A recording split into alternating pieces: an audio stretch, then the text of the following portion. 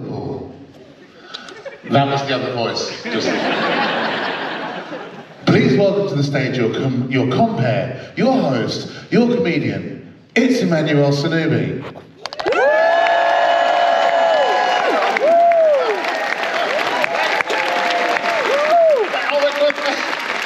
So unexpected. Thank you guys.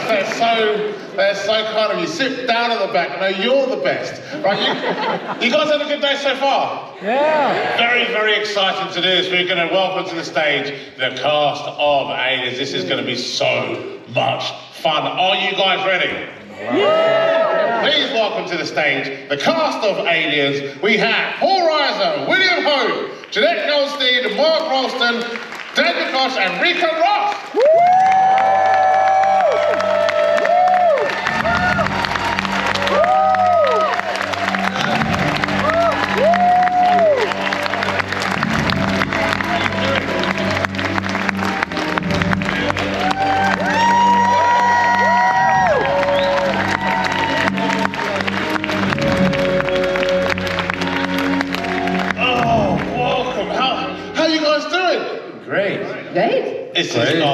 I'm about to start fan. I'm trying to play it cool, but this is not going to last long. I want to hug you so much. Anyway, how's your day been? Terrible. Really? Brilliant. Super fun. Just awful. So busy. I'm having the greatest time. What part of Brooklyn are you from? Because the accent sounds very familiar. Yeah. So I've actually just come back from New York, and I did the series of shows in New York doing stand-up. They all sold out. Stop bringing it up, you guys. They always ask about that. They all sold out. It was amazing. I did these shows in New York, and I walked on stage, and they didn't tell the audience that I was from the UK. So I walked out stage, started speaking, and the New York crowd lost their shit. It was like they didn't realise that the UK made black guys in XL. It was so weird being out there. Like, just normal stuff. Hi, how's it going? And they lost their minds. I looked to them like an American doing a bad English accent. That's what it was like on the stage. But it was so much fun. But now, glad to be back over here in Liverpool. Give me a cheer from Liverpool. Yeah, I don't know why I do that, because that could be for good. Anywhere else? Who's got the most exotic? Where are you from, the most exotic place? Newcastle. Newcastle. Right, have you guys ever heard of Newcastle? Yeah, it's not, when they say, I think you don't understand what exotic means. Do you know, I'm going to say this, and I know it's kids if I'm not sorry. The first time I went to Newcastle, the first thing I saw was this lady pissing in the street. And I wouldn't have minded, but it was like 3 in the afternoon. And then she's looking at me like I'm the weird one. Yeah, so I just stopped filming her and I left. So you guys, like the cast of Aliens, like you're like, this is my entire childhood on this couch. I'm so excited to be doing this. What did you guys? First question: when you guys did you know it was going to be as big as it was? Not only did we know, but we predicted that 40 years later we'd be in Liverpool. Overweight and grey. On this couch. On this couch. He's absolutely right. This is the truth. Yes, remember I called it. It's the truth. Yeah.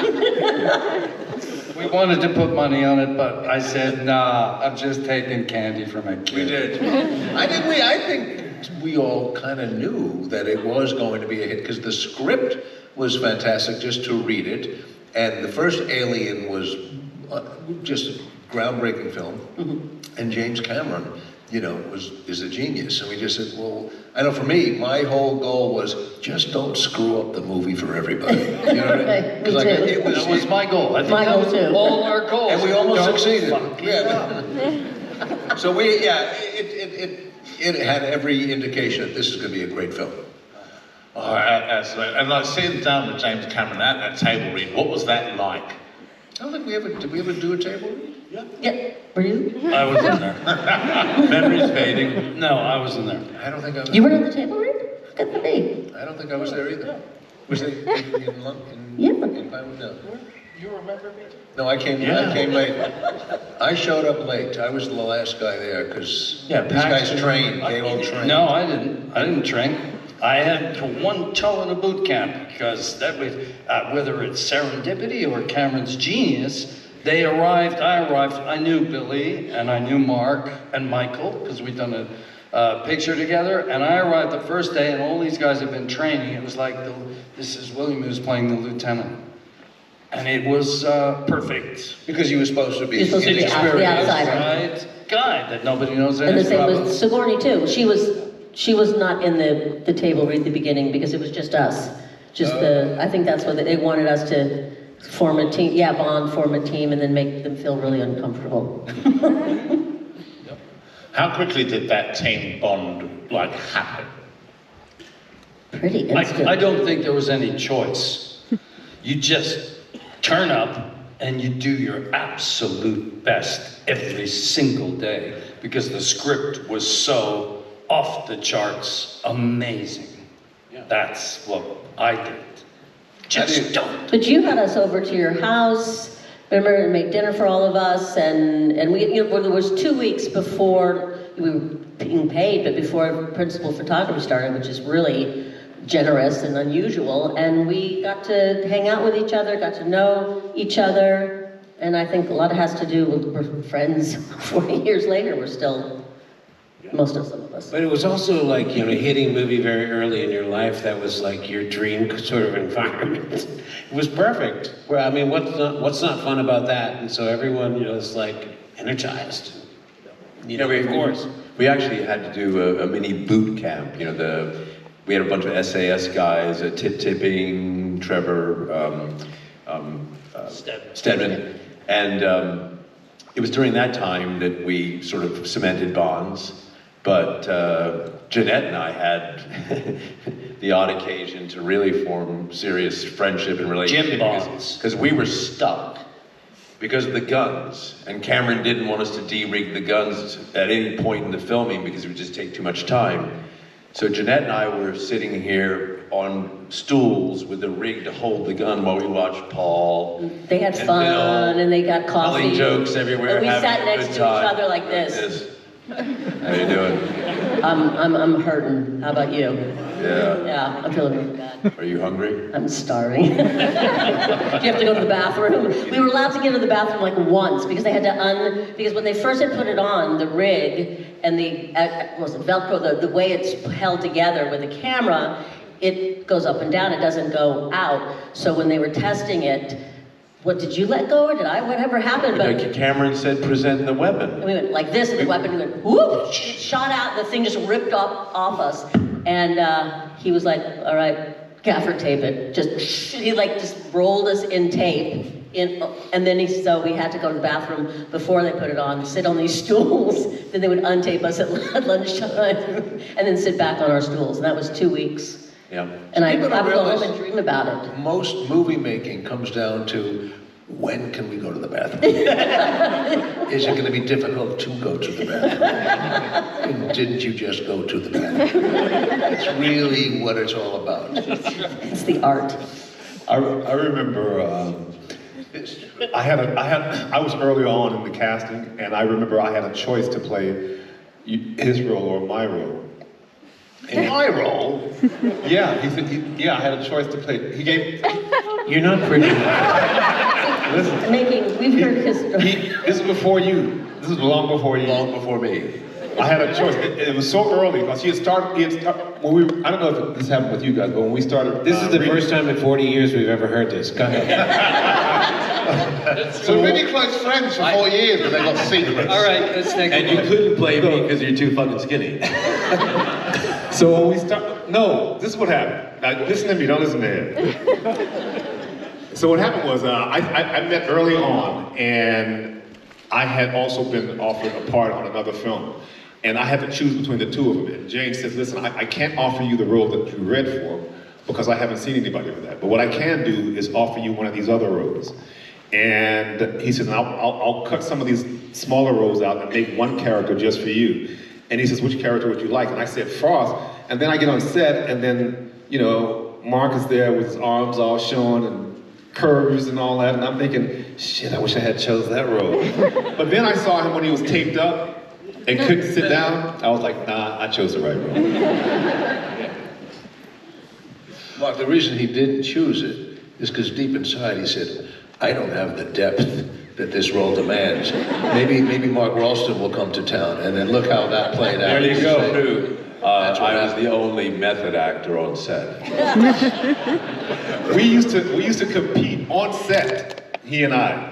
We would come and flex in front of each other and see Well, who we shared a dressing room that had a full-length mirror, and being young men, and we were in great shape. But yet, Ricco and I used to do the whole, bodybuilding pose down, like, look, I got 6. Oh, you got 6.5. I better work harder. It was good fun.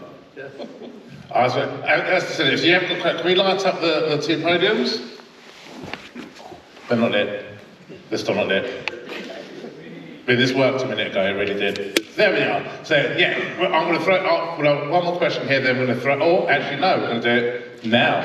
Yes, you are there, number 2. What is your name? That's an unfortunate name, number 2. I'm Dave, I met you all earlier. Absolutely thrilled to have you all here. It's made a lot of people's dreams come true, so thank you very much. You'll remember me, I've got little Ripley there who gets all the all the adulation from you guys, but I'm not her at all. Anyway, I was thinking of a question that hadn't been answered in the Aliens Expanded documentary, which was phenomenal. Thank you for that. What I will ask is, it's a highly quotable film, Aliens. It's got some great lines. If you guys could swap lines with someone else, because you prefer theirs, what lines would you go for? Good question. I love it. I would take Jenette's line, let's rock. Game over. Why don't you put her in charge? I would go with, what are we going to use, man? Harsh language?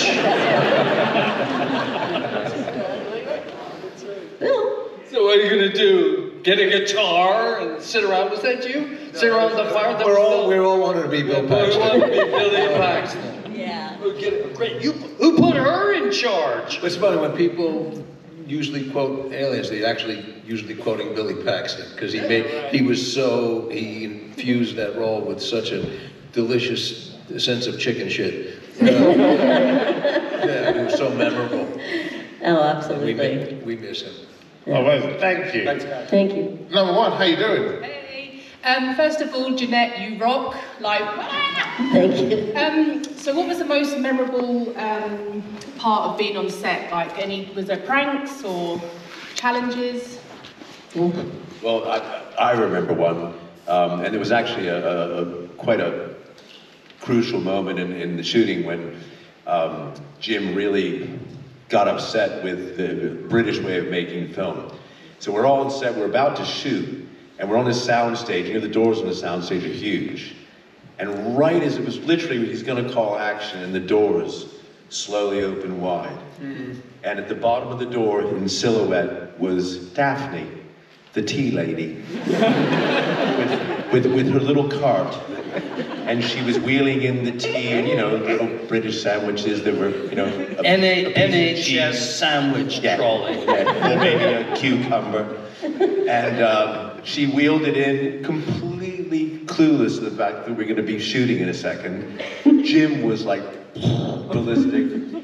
And Paul said one of the funniest things I remember was Paul came up to Daphne and, it was meager for like a U.S. craft service, and in the US we had like tables of candy and stuff, and Paul came up and was like, hello Daphne, any chicken piccata today?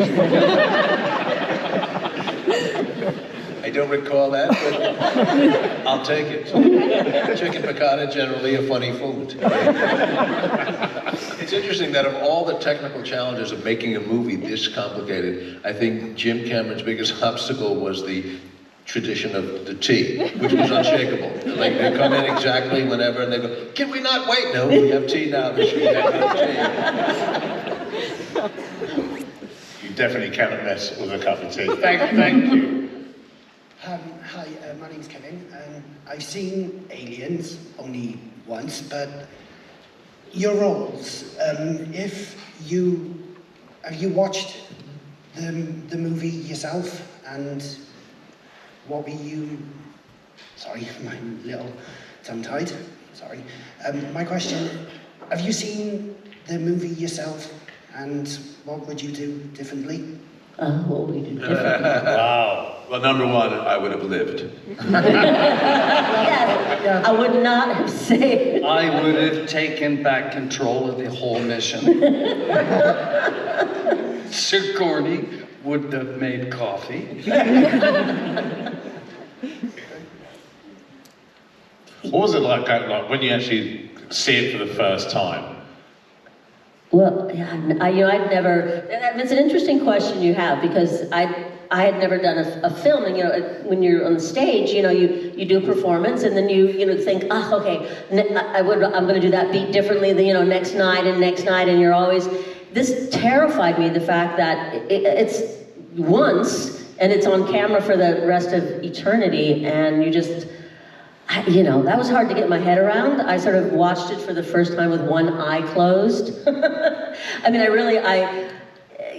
I was like, okay, I'm not going to look at the fact my nostrils are uneven, because you're going to be like so crazy, you see your face up there, and just kind of like peer at it and just say, well, okay, does that tell the story or not? I mean. But sometimes, have you looked back on some of the early things that you've done, including Aliens, and gone, I was going on pure instinct, and I kind of liked what I did. And then later, I've seen some other things going, you should think, you should be naive like that again, because sometimes it's good. It's a really interesting question, because it was so long ago. And I, to just speak for myself here, as you get more confidence as an actor, you probably have a bit more of the ability to watch yourself without squinting or moaning or something. Just go, oh God, you really. So you get to look at yourself after a while, and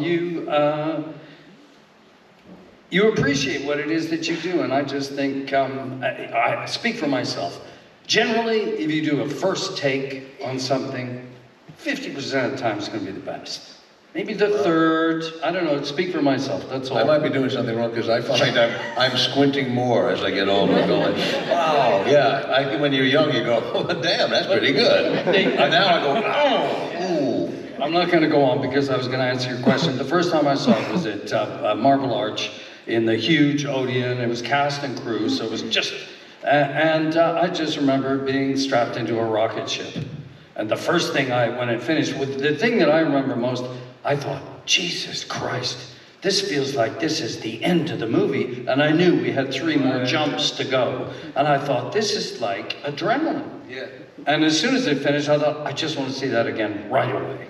I think that's why this movie is, 40 years later, people are still loving it. There are that many levels to it and surprises to it. It's really a masterful piece of work that we were lucky to be a part of. Yeah. Mr. Cameron. The first time I saw it was at the premiere, and I went to college at UCLA, and I was working at this theater in Westwood. And I remember working there and thinking, wouldn't it be cool to actually have a film here and come and watch? Because one day they were showing Grease, and the Australian actress, I can't remember her name right, Olivia Newton-John, came in and sat in the back and watched the film. Nobody saw her. And I was like, how cool is that? Fast forward 4 years. They pick us up in the limo and they drive us to the exact same theater. And I walk in and there's these big posters of us in the foyer, and they're like life size, and there's one of me, and I'm just going, I put this shit out in the universe, and here it is. And when I saw the film, the thing that I was most surprised about was one, when you're working on a film and like this, you only see what's on the front of the set. You don't see what's on the back. And on the front of the set, it looks so solid and rocks and all that. On the back, it's pieces of plywood that's holding it up and stuff like that. So we're walking around, so we know what the set looks like. But on film, you just see the front, and it just looks so solid and with the atmospheric smoke. And then the other thing was, Bill did this monologue before the drop. And he would always be working on that monologue, even while everybody else was waiting around talking shit. He'd be in the corner just going over his line, working this monologue, and I was like, I don't know how that's gonna work. And the film came out, and he stole the show. And I was just so impressed, but it wasn't by accident. He put the work in, and it paid off. All right, thank you. Thank you. And number one. Hello, my name's Ash Robertson from Newcastle, north of England. So first of all, I want to say thank you for being here today. It's lovely to see you all, so thank you for making the trip over. My question is, James Cameron, one of my favourite filmmakers, he does have a bit of a reputation of being quite difficult to work with, a bit of a perfectionist, but I mean, he's made some amazing films, so what can you say? I'm interested to know what your memories are of working with Jim, and was it as difficult as people make out, or were you all on board with his vision and thought the hard work, you know, will be worth it in the end? Actually, this is like a vicious rumor that Jim is some kind of megalomaniacal, crazy person. He is a leader, he's a perfectionist, he's genius, but you know, he lived with this script for 8 years before he actually had the opportunity to make it. And Jim, well, I'll just tell this. When I entered his office the day that I learned that I was actually going to be in the film, you know, Jim's a very fine artist, and he had plastered around his office every single storyboard of the entire film. I mean, in sequence around all 4 walls. And it blew my mind, and you know, he's that detailed. And he was also on the hook for the whole film. You know, any overages he and Gail Ann Hurd had to pay for. So Jim was prepared, he knew what he wanted, and he's visionary. Yeah, I mean, he actually creates, if the technology that he needs doesn't exist, he invents it. It's like, that's a skill. But it's an interesting thing, because you said very casually, you know, he's a bit of a perfectionist, but he has made some great films. Like, that's not coincidental, those two go together. I mean, What pays off? it is because and perfectionist does not mean difficult, it just means exacting, and he knows how it should be and what should, you know, acting-wise and shot-wise and special effects-wise, and yeah, he is pretty singular. I think I heard Jim say, I'm not a perfectionist, I'm a rightist. When it's right, that's good. Now let's move on. Yeah, that's cool. Interesting. I found Jim to be refreshing as a director because I think when you're the director and the producer and the designer and the writer and all that stuff, when you're on set, there's a lot going through your head. You're thinking about what's happening now, what happened before this scene, what's going to happen after this scene. And I remember talking to him one day, we were coming out of, they had the rain, and when you show rain on film, you have to have a lot of water. And so we're going to do this scene, and we had blocked it, and we're blocking it, and I'm going, listen, when we do this, when I run out of the ship, am I going to go left or right? And he was looking me in the eye, and he goes, yes. And just walked away. and I got it because he was so preoccupied. He heard me talking. I needed an answer. He gave me an answer. You're going to run out of the ship? Yeah, figure it out. and also, I think I was doing something, and it wasn't good acting. And he says, no, that was crap. Do it again. And I just loved the fact that he was able to. He had the confidence to just tell me there was shit and not have to. There was not a lot of... It's happened a lot in your career, hasn't it? it happens off screen too.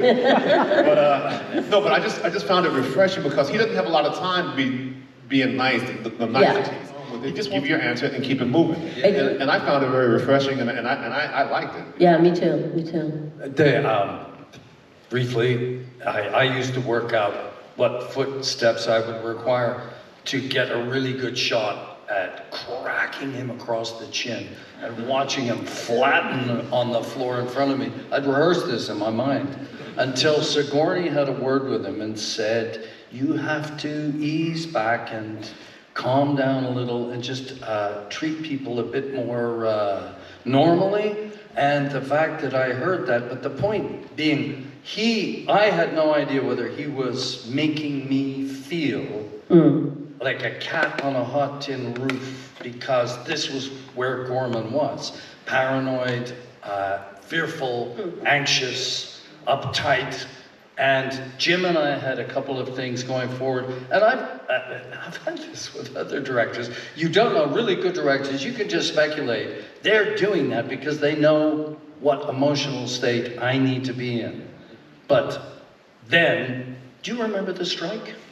When the suits came from LA, we dropped everything. How long was that? 4 days? 3 days? I don't remember that being. So it was behind. It was over in time. spending too much money, and the suits came in, and we were told, get dressed, go to your dressing room, stay there. And we watched these suits. We were dressed up, made up, my memory, at Block M, and it took about 3 days because Jim fired Roger, first AD, Derek, who had done 2 Stanley Kubrick films. So he knows what he's doing. And Jim said, no, we're behind because it's Derek's fault. And the crew said, you think we're where we are because it's Derek's fault? We quit. The whole unit walked out and said, we are not picking up a tool. In come the suits, talk. It's like 2 days. Sigourney I remember was this. actually the So intermediary. you got to get negotiated. Jim stands up. I think there were 200 people, 220 people on stage every day. They're making a speech, and Jim gets up and makes a big apology, heartfelt. Mea culpa. It was my fault. We're behind, but I can tell you we have the possibility of a very fine movie. We have to get behind this. We have to pick it up. And it is entirely my fault. Everybody else is reinstated. It's not Derek, he's great, but please, let's do this now. And my personal experience is, to me, it was like a pistol going off for a race, and from that moment on, felt like I was on an Olympic team. But Bill, it's the first time I've ever heard you think about the fact that he might have been playing like directorial games. Like, I remember one time in that group scene where he was on your back. You were doing a speech. And he was basically saying, go faster. That's kind of what he was saying. Let it go. I'm not angry. I wasn't even there that much, but that was one of the days that I remember. And you had an argument with him. But it's the first time I've actually thought that maybe he was playing you a little to keep you on edge. I think very smart directors can do that. And you don't know what's happening because I don't think that was his thing. I don't. Wasn't there also a thing, the Canadian thing?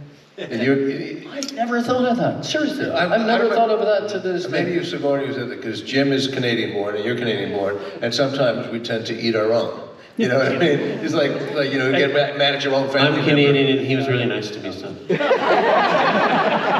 See, I remember this a little differently. I remember all of this kind of this is the urgency and the suits were going to come in, and I remember Sigourney having a conversation with them and saying, calming them down. You know, you can work these people as long as you want to work them, but if you're going to work them, you got to pay them their overtime, and you got to pay them overtime the way overtime is paid. You know, golden time, time and a half, whatever it is, and asked him to hire them back, and he did. And when he hired them back and accepted responsibility, the crew, one of the reasons why I think this movie is what it is today is because when she stood up for them, they stood up for her. And they're professionals anyway. They're gonna work there, do their job. But when they saw that she stood up for them, they didn't have a voice. And if somebody said something, that person could be fired. I think when she stood up for them, they stood up for her, and that's when the film kind of like galvanized. And as a young actor, to watch the number one on the call sheet do that, it was such a good experience. It showed you when you have that number one spot, there's responsibilities that comes with that. I've never seen this before, but it was like my first film, and I was shitting my pants, really. And she went, the first day I got on set, Bill was really nice to me, but the first thing that happened was Sigourney Weaver walked right up to me and said, I'm Sigourney Weaver, we're so happy that you're here. I don't think that's ever happened to me again, like the star of the film. Yeah. Does that. That was part of her thing. She could leave it. Thank you. A question for all of you. You mentioned having a director that gets the best, using you to get the best out of you. You think a lot of characters, a lot of actors will take something from themselves and put that into the character. Is there any parts of you that you put into the character? Nothing.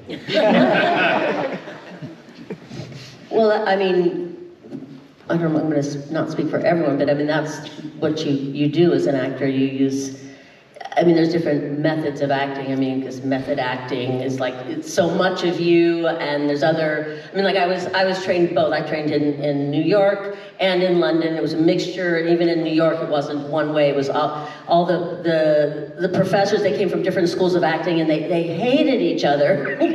But I loved it. You know, you're getting this and that, and so I, like a magpie, so you use parts of you that you relate to, you use your imagination, you use the script, you use anything and everything that'll bring this person, this thing on the page to life as a real human being.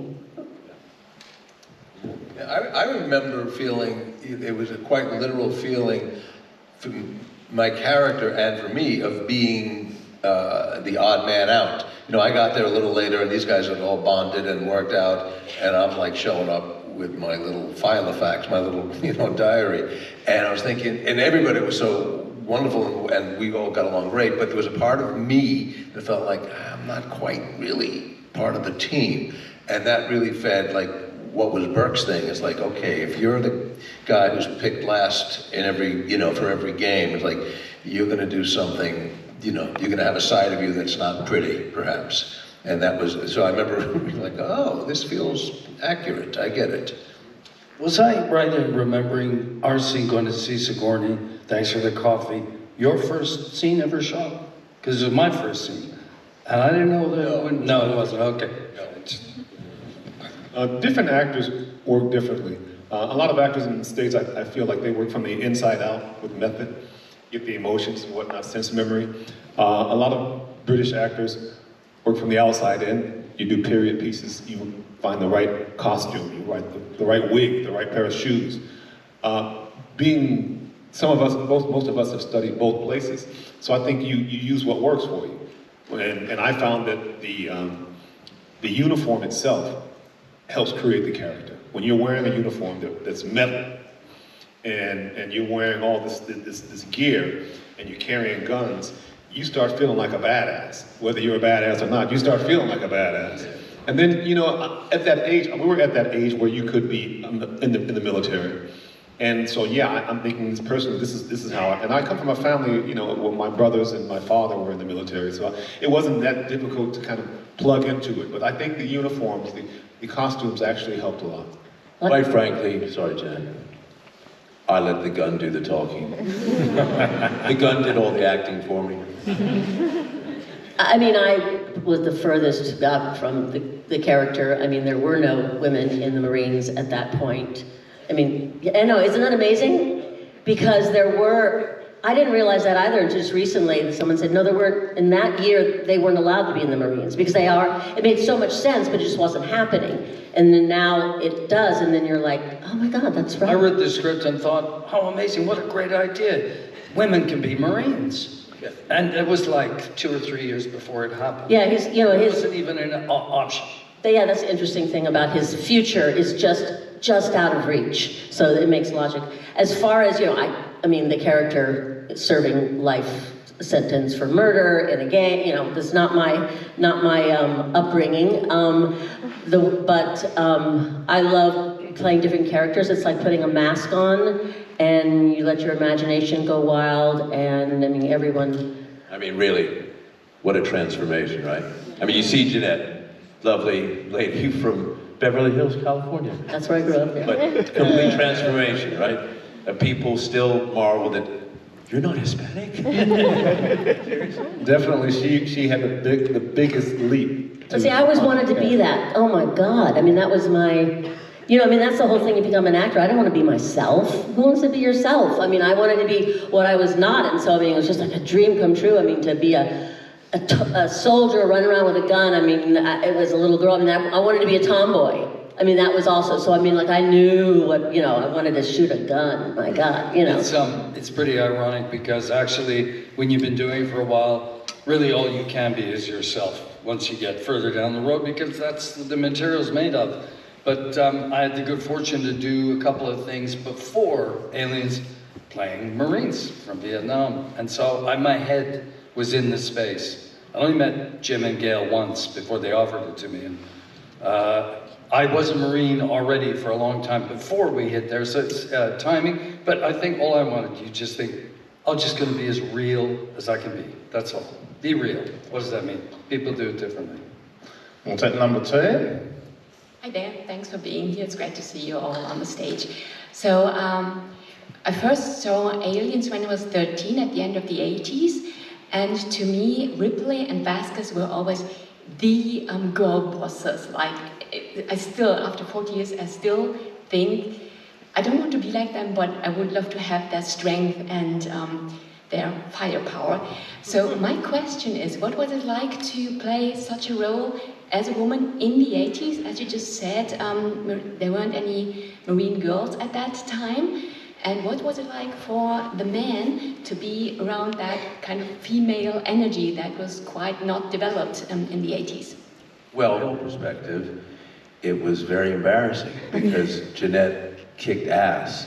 And you remember in the early scene when we were just like communing, and Ricco and I were tasked with doing pull-ups. Well, I'll admit, I did the wimpy pull-ups while Jenette was doing perhaps the hardest pull-up of all time. And she ripped them off. I think she used 2 fingers. It was like nothing to her. She was just ripping them off. So really, she was at a level that none of us the description of the 2 of them, it was in the script, was they said they're like 2 Doberman pinchers playing. When they play rough, but they're like, and that was just a great image of the 2 of them. I'd never seen, a character like this. Actually, I had seen, I don't know if John Cassavetes, if you know his film Gloria, Jenna Rollins, I don't know if she plays a girlfriend of the mob boss, like a tough girl from Brooklyn. And it's an amazing movie. And she is so tough. I mean, these women, they're, your aunts, and she was like, you let a woman trick you, you're a punk, just these tough women from the neighborhood. We all know them, they just were not on screen. I mean, that's the thing that wasn't like, they don't exist. All these women who take charge exist, they always existed. You just didn't see them on the screen. And imagine, the studio actually tried to talk, they told Jim, you can't have a female action star, not realizing that Gaylan Hurd, Jim's wife and producer of the film, is tough as nails. She's tiny, but she's a general. And she was like, why the not, right? And then think of the vision that Jim had, not only for Sigourney to be the first real female action star, but then creating a character like Vasquez. I mean, ladies, you all know, you watch that and we're like, yeah, fucking right, we can, and right, we'll kick ass. And just a political thing is, in America right now, fuckface is trying to take women out of the military. Out of the military. Big mistake. I was also going to say, if you look back at history, the 80s was a time of relative peace. When is there ever relative peace? But the point being, when war happens, I did a play about World War I women who worked in the munitions factories and formed a football team and actually were so good they beat the men. 70,000 people came out on Christmas Day in 1917, and anyway, the point being that women, when pushed to step up to reality in the face of war, are just as strong. When allowed to. Allowed, exactly. Well, the film was about mothers and their offspring. I mean, that's my. If you look at it, it's Ripley. She loses her daughter. She doesn't come back before her daughter dies of cancer. It wasn't her fault. She's protecting her daughter. The queen is protecting her offspring. I mean, a mother will kill to protect her child, and it's really to me that's a huge theme running through it. This time it's war. We've got time for one more. Yeah, guys. So sadly, a couple of the crew are no longer with us. So, what would be your fondest memory of working with them? Their sense of humor. When I think of Tip Tipping and Stedman, I think of that. I mean, Stedman was like a big cuddly teddy bear, and Tipping was just a fireball. Fearless. That's what I fearless fireball. And so when I think of them, that's what I think mostly of. Thank you. You guys, it's been an absolute pleasure. It's so insightful. And really just, I think I speak for everyone, it's so much fun to really sit down and meet you guys. What we're going to do very quickly before we go, we're going to take a picture with us, with you guys in the background. So as we do this, let's have a huge round of applause for our panel that you see today. Take a picture. So all of you up. I'm going to jump through and have a quick picture. Where this guy? Jump from this. Come around. Yeah, around here. All around here.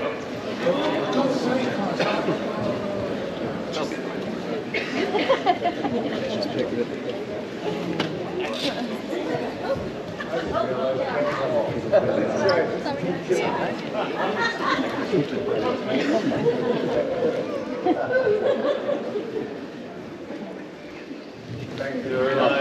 Guys, you've been amazing. Thank you very much. And a huge round of applause for the cast of the Alien.